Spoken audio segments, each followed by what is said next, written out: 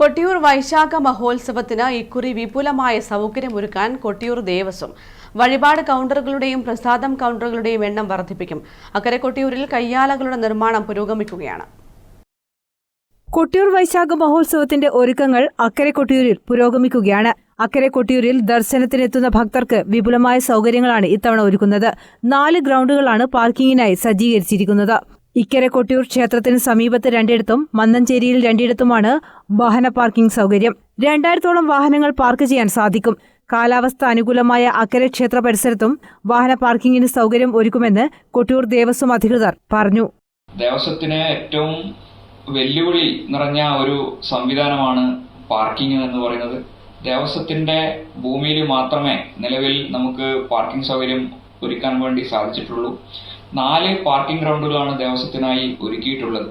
കഴിഞ്ഞ വർഷം നടുക്കുനിയിൽ 1000-ഓളം വാഹനങ്ങൾ പാർക്ക് ചെയ്യാനുള്ള ഒരു സൗകര്യം ദേവസ്വം ഏർപ്പെടുത്തിയിരുന്നു.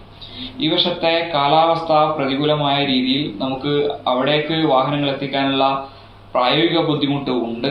എങ്കിലും കാലാവസ്ഥ അനുകൂലമാകുന്ന സാഹചര്യത്തിൽ 1000-ഓളം വാഹനങ്ങൾ പാർക്ക് ചെയ്യാനുള്ള സംവിധാനം നമുക്ക് അവിടെ ചെയ്യാൻ വേണ്ടി പറ്റും എന്ന് തന്നെയാണ് പ്രതീക്ഷിക്കുന്നത്. വൈശാഖ മഹോത്സവത്തിന്റെ ഏറ്റവും വലിയ പ്രത്യേകത എന്ന് പറയുന്നത് താൽക്കാലിക കയ്യാലകളാണ്. 55ഓളം താൽക്കാലിക കയ്യാലകളാണ് ദേവസ്വം അക്കരെ കൊട്ടിയൂർ ക്ഷേത്രത്തിന്റെ പരിസരത്തായി നിർമ്മിക്കുന്നത്.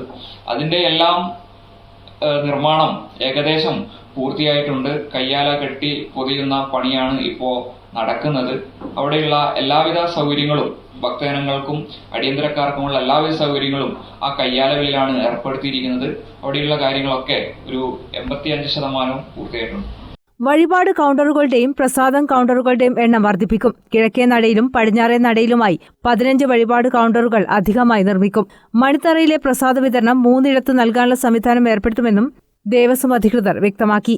ഭക്തർക്ക് കുടിവെള്ളം ലഭിക്കുന്നതിന് വിപുലമായ ക്രമീകരണവും ഒരുക്കും. അക്കരെ കൊട്ടിയൂരിൽ കയ്യാലകളുടെ നിർമ്മാണവും പുരോഗമിക്കുന്നുണ്ട്. 55 കയ്യാലകളാണ് നിർമ്മിക്കുന്നത്. കയ്യാലകളുടെ ഓലമേയുന്ന ജോലിയാണ് നടക്കുന്നത്.